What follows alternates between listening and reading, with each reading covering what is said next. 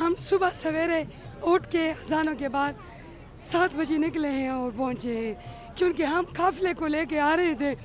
ویسے آپ جانتے ہیں کہ ہمیشہ ہم پہلے پہنچتے ہیں، لیکن اس دفعہ قافلہ جو ہے ان کو لے کے آنا تھا. تو عائشہ نعیم کی سپرویژن میں ڈسٹرکٹ مردان، ڈسٹرکٹ پشاور، ممن ایجنسی، خیبر ایجنسی، نوشہرہ، تمام جتنے بھی پشاور ریجن میں آتے ہیں ہم ان کو لے کے آ رہے تھے. کس تیاری سے آئے ہو؟ دھرنا ہوگا، لانگ مارچ ہوگا، کس تیاری پہ آپ آئے ہو؟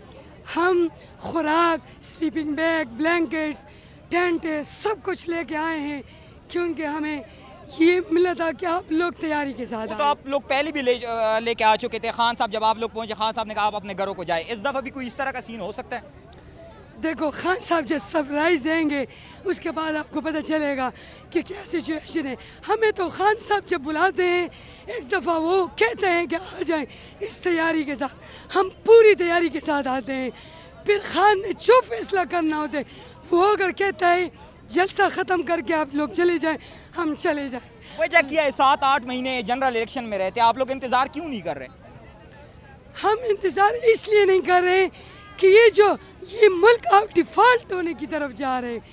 یہ قوم کو سمجھ جانی چاہیے کہ وہ جتنے عمران خان نے اکٹھا کرنے کی کوشش کی تھی ٹیکسز لگا کے اپنے معیشت جو برباد ہونے سے بچا کے اس کو جمع کرنے کی، ان لوگوں نے پھر وہ اڑانے کے لیے اسحاق ڈار جو مجرم بن کے بیٹھا تھا 5 سال ادھر مجرم بن کے بیٹھا تھا اور ادھر آ کے اس نے دوبارہ 70 کروڑ لے کے وہ دوبارہ نکلا ہے. جیسے اسحاق ڈار واپس آیا ہے، ڈالر بھی نیچے آ گیا، پیٹرول کی قیمت بھی تھوڑی سٹیبل ہو گیا، آپ لوگ کو نہیں لگتا کہ کیا اسحاق ڈار کی کنٹینیو کرنے سے تھوڑے سے حالات بہتر ہو جائیں گے؟ نہیں، یہ مصنوعی طور پر یہ جو چال ہے، یہ جس سازش سے جو رجیم چینج آپریشن سے یہ اس کا حصہ ہے. جہاں پہ آپ کے ساتھ باہر کے ملک کے ساتھ اپنے غدار مل جائے تو وہ مصنوعی طور پہ اسی طرح ڈالر بھی کچھ وقت کے لیے نیچے آ جاتے، پیٹرول بھی سستے ہو جاتے، لیکن یہ مستقل بنیادوں پہ نہیں ہے. یہ صرف لوگ اپنے آپ کو نیب کے کیسے سے نکالنے کے لیے یہ لوگ آ گئے اور انہوں نے جو کام کرنا تھا وہ پورا کر لیا.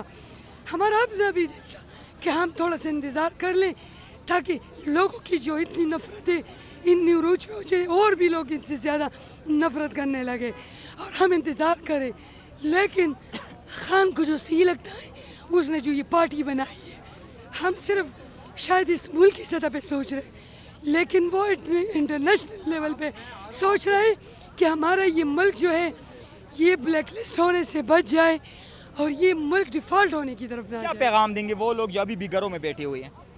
ان کو تو میں یہ پیغام دوں گی کہ خدا کے لیے ابھی بھی وقت ہے آپ لوگوں کے پاس، اپنے آپ کو بدلو، اپنے بچوں کے مستقبل کے لیے نکلو. اگر آپ کے بھی نہ نکلے تو 70 سال جو آپ لوگوں نے غلامی کی زندگی گزاری ہے، جو خارجہ پالیسی آج تک ہماری آزاد نہیں ہوئی، تو عمر بھر آپ لوگ اسی دلدل میں پھنستے جائیں گے اور اس سے ہم کبھی نہیں نکلیں گے.